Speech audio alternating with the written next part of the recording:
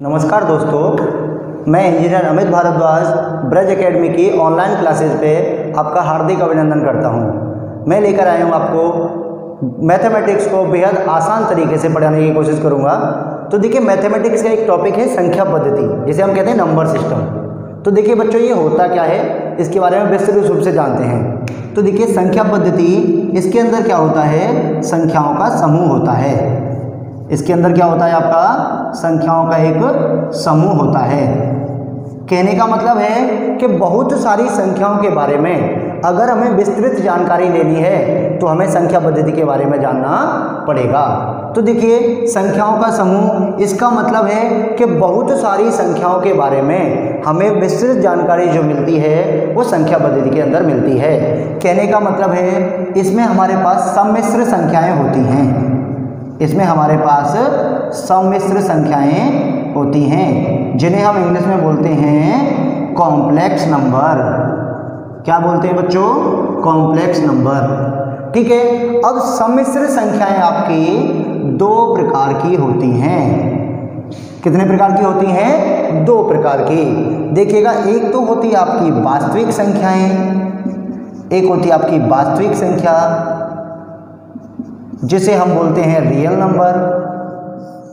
ठीक है। सबसे पहले बच्चों हम बात करते हैं प्राकृतिक संख्या। प्राकृतिक या प्राकृत संख्या क्या होती है? ठीक है। देखिए, ऐसी संख्या जिसे गिनती गिनने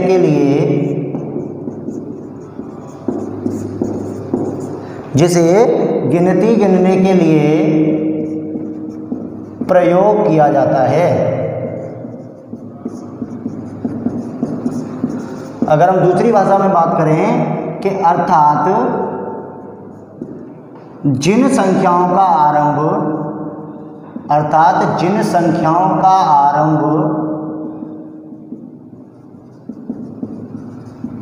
एक से होता है, अर्थात जिन संख्याओं का आरंभ एक से होता है वो सभी क्या कहलाती हैं? आपकी प्राकृतिक संख्याएं कहलाती हैं। अब इसी में दूसरा फॉर्मूला आता है कि n प्राकृतिक संख्याओं के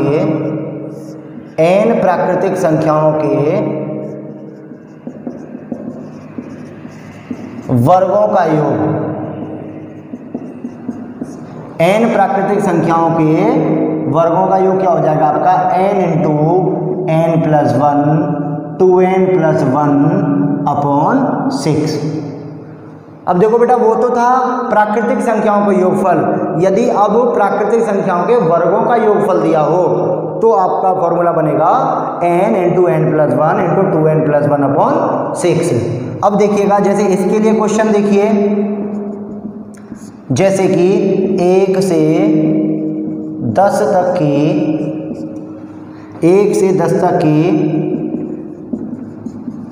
प्राकृतिक संख्याओं के वर्गों का योग कितना होगा? या फिर यही क्वेश्चन दूसरे टाइप से भी लिखा सकता है कि 1 का स्क्वायर प्लस 2 का स्क्वायर प्लस 3 का स्क्वायर प्लस 4 का स्क्वायर और डॉट डॉट डॉट 9 का स्क्वायर प्लस 10 का स्क्वायर का योगफल होगा। कहने का मतलब है बच्चों कि ये क्वेश्चन ये कहना चाह रहा है कि यदि संख्या के रूप में लिखा हो कि 1 से 10 तक की प्राकृतिक संख्याओं के वर्गों का योग, या इसी क्वेश्चन को मॉडिफाई करके संख्या के रूप में दिया जाए कि 1 का वर्ग प्लस 2 का वर्ग प्लस 3 का वर्ग प्लस 4 का वर्ग और डॉट डॉट डॉट 9 का वर्ग प्लस 10 का वर्ग। इसका मतलब ये यही कहना चाह रहा है कि 1 से 10 तक की संख्याओं के वर्गों का योग, और यहाँ उसने वर्ग आपको डायरेक्ट लगा के दे दिया है। तो यहाँ पर देखिए प्यारे बच्चों, n बराबर क्या आया आपका? 10 आ गया। और इस योगफल को निकालने का जो फॉर्मूला है वो क्या बताया था अभी हमने आपको? ऊपर लिखा हुआ है, देखिए कि n इंटू n प्लस का 1 और इंटू 2n प्लस का 1 बटे में 6। तो देखिए बच्चों, n की जगह क्या रखना है आपको? 10 रखना है। तो देखिएगा 10 इंटू 10 प्लस 1 इंटू 2 गुणा 10 प्लस का 1 और बटे में 6। तो देखिए बच्चों ये क्या हो जाएगा आपका 10 गुणा 11 और गुणा 21 बटा आपका 6। तो देखिए प्यारे बच्चों 2 से अगर हम इसे काटेंगे तो ये 3 बार कटेगा और ये कितनी बार कटेगा 5 बार कटेगा, और 3 से ये कितनी बार कटेगा 7 बार। तो देखिए प्यारे बच्चों 5 गुणा 7 आपका कितना हो गया 35, और गुणा में हम 11 करेंगे। तो देखिए प्यारे बच्चों जब 2 अंकों की संख्या, 3 अंकों की संख्या, 4 अंकों की संख्या, किसी भी संख्या का आपको 11 से मल्टीप्लाई करना हो तो ये हम आपको बाद में सिखाएंगे। इसके लिए कुछ नहीं करना होता है, इसके लिए ये करना होता है पीछे वाले अंक को यहाँ रखिए, आगे वाले अंक को यहाँ रखिए और दोनों को जोड़ के बीच में रख दीजिए तो उत्तर हो गया। तो कितना हो जाएगा बेटा, इसका योग हो जाएगा आपका 385। प्राकृतिक संख्या के बाद नंबर आता है आपका पूर्ण संख्या, जिसे हम बोलते हैं प्यारे बच्चों होल नंबर। देखिए यदि प्राकृतिक संख्याओं में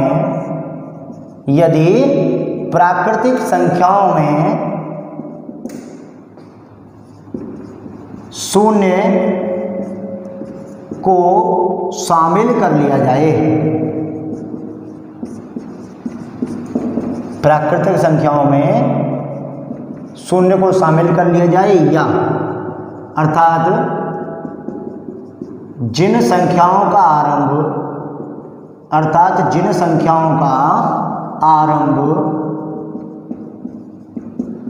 0 से या 0 से होता है, वो सभी क्या कहलाती हैं आपकी पूर्ण संख्याएं कहलाती हैं। परिमेय संख्या,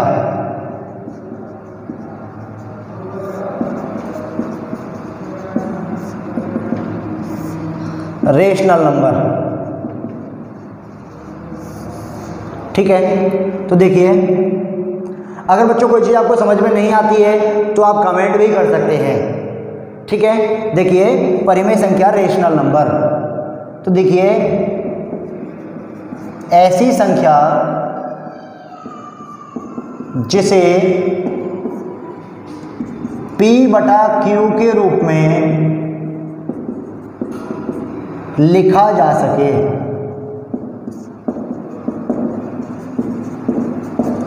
ऐसी संख्या जिसे P बटा Q के रूप में लिखा जा सके, लेकिन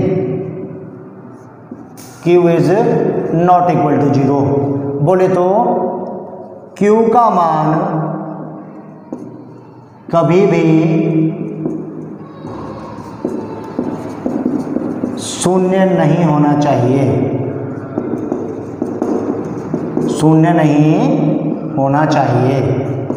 कहने का मतलब है कि परिमेय संख्या ऐसी संख्या जिसे हम P बटा Q के रूप में लिख सकें, लेकिन Q का मान कभी भी 0 नहीं होना चाहिए। कहने का मतलब है जैसे देखिएगा अब P बटा Q के रूप में लिख रहा है ये, तो P बोले तो क्या हो गया आपका अंश हो गया, और Q बोले तो क्या हो गया आपका हर। अब आप अच्छी तरह जानते हैं कि अंश बटा हर क्या होता है, भिन्न, बोले तो फ्रैक्शन होता है। तो यहाँ से एक दूसरी परिभाषा पता चली कि ऐसी भिन्न या संख्या, कहने का मतलब है कि परिमेय संख्या में या तो आपको एक पूर्ण संख्या मिलेगी या आपको क्या मिलेगी, भिन्न मिलेगी। कहने का मतलब है कि देखिए अगर हम कोई पूर्ण अंक लिख देते हैं यहाँ पर, तो जिसके नीचे कुछ नहीं होता उसके नीचे क्या होता है, हमेशा 1 होता है। जिस संख्या के नीचे कोई भी हर नहीं होता है उसके नीचे हमेशा 1 होता है। कहने का मतलब है कि प्रत्येक संख्या का हर 1 तो होता ही है, लेकिन अगर कोई भिन्न दे रखी है तो उसमें आपको हर दिया जाएगा। जैसे देखो हम अगर इसकी बात करें कि जैसे देखिएगा 3, 5, 5/11, 3/7, 11/14, बहुत सारी हो सकती हैं, नेगेटिव भी हो सकता है, पॉजिटिव भी हो सकता है, कुछ भी हो सकता है।